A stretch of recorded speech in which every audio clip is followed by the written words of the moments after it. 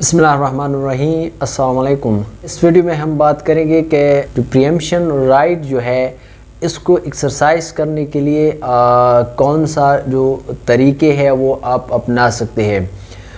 तो बात करते हैं तो द KPK प्रीएम्पशन एक्ट 1987 की जो सेक्शन 13 है उसकी हम बात करेंगे। अब जो सेक्शन 13 है वो हमें बताता है कि जो प्रीएम्पशन की जो राइट है उसको आप 3 तरीक़ों से एक्सरसाइज कर सकते हैं। मतलब ये 3 तरीके आपने अपनाने होंगे तब जाके आपका जो प्रीएम्पशन जो राइट है वो एक्सरसाइज होगा।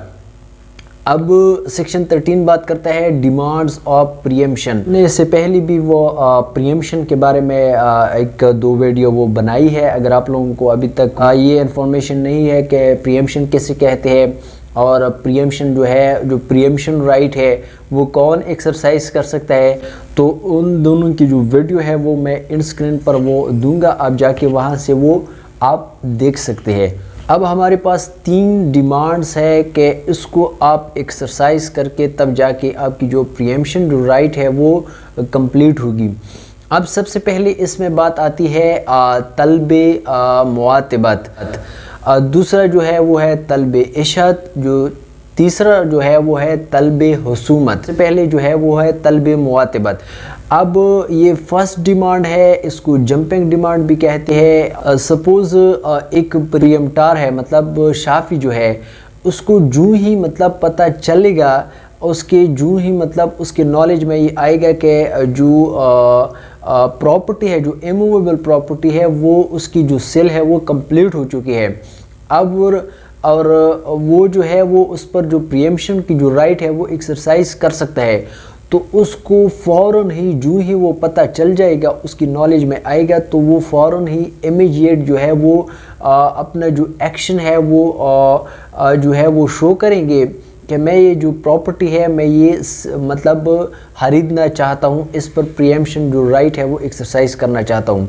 तो इसकी जो कंडीशन है वो सबसे पहले ये है कि इमीडिएट जो इंटेंशन है आपने शो करना होगा।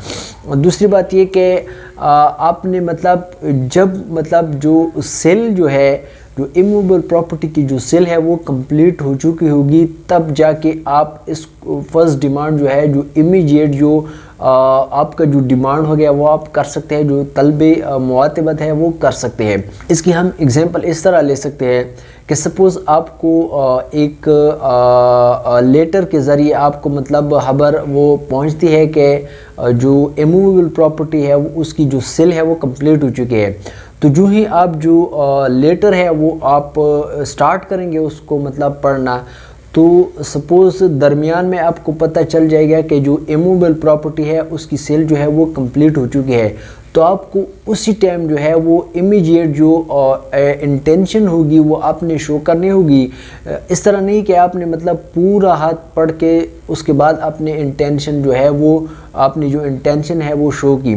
तो इस तरह सिचुएशन से, इस तरह करने से क्या हो सकता है कि आपका जो बाकी जो केस होगा वो वीक हो जाएगा और आपका जो ये आगे जाके आप जब सूट आप फाइल करोगे तो क्या होगा कि वो आपका डिसमिस हो सकता है। और इसके अलावा जो आप प्लेन जो है जब आप फाइल करोगे तो उसमें जब आपने तलबे मुआतबत की होगी, उसका टाइम, उसका डेट और उसका जगह अपनी ज़रूर मेंशन करना होगा, अदरवाइज़ आपका जो केस है वो डिसमिस हो सकता है। इसके बाद आता है दूसरा डिमांड जिसको कहते हैं तलबे इशत।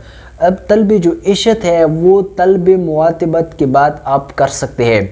अब इस तरह होता है कि विद इन 15 डेज़ आपने जब तलबे मुआतबत की, उसके बाद 15 दिन के अंदर अंदर आपने एक नोटिस भिजवाना होता है वेंडी को कि जिसने जो इमूवेबल प्रॉपर्टी है वो खरीद चुकी होगी, उसको आपने विद इन 15 डेज़ में एक नोटिस भिजवाना होगा ताकि उसके इल्म में भी ये आ जाए कि मैं इस प्रॉपर्टी को खरीदना चाहता हूँ, मतलब मैं इंटरेस्टेड हूँ और मैं जो प्रीएम्पशन की जो राइट है वो एक्सरसाइज करना चाहता हूँ।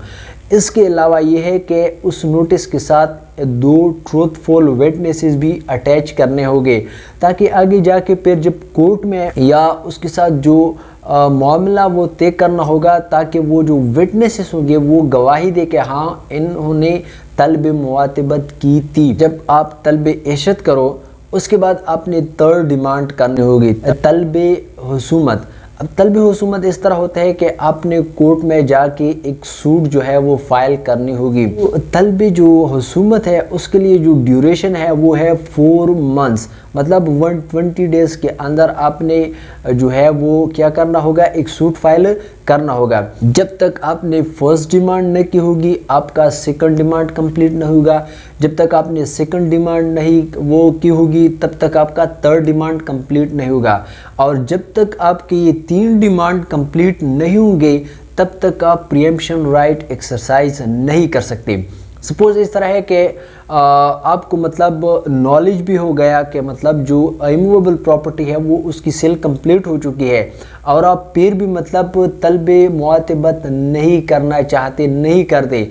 आप क्या करते हैं कि उसके बाद आप एक मतलब ये कि बग़ैर तलब मुआतबत एक नोटिस भिजवा देते हैं जिसने कि जो प्रॉपर्टी है वो बेच चुकी होगी।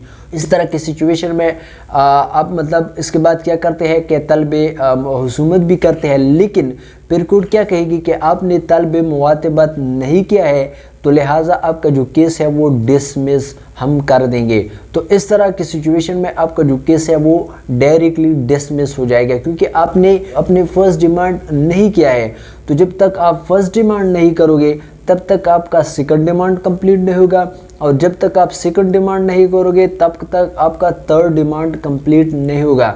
तो मतलब ये कि प्रीएम्पशन राइट को एक्सरसाइज करने के लिए, उसको हासिल करने के लिए, उस इमूवेबल प्रॉपर्टी को हासिल करने के लिए आपने इन 3 डिमांड से गुजरना होगा प्रॉपरली, तब जाके आप उस इमूवेबल प्रॉपर्टी को हासिल कर सकते हैं। तो होपफुली दोस्तों आपको वीडियो इन्फॉर्मेटिव लगी होगी। अगर फर्स्ट टाइम चैनल पे हो वीडियो को लाइक करें, चैनल को सब्सक्राइब करें और बेल आइकन को भी प्रेस करें ताकि इस तरह की वीडियो आपको टाइम टू टाइम पहुंचती रहे। तो चलिए नेक्स्ट वीडियो में मिलते हैं। अपना बहुत सारा ख्याल रखिएगा, अपनी दुआओं में याद रखिएगा। अल्लाह हाफिज़।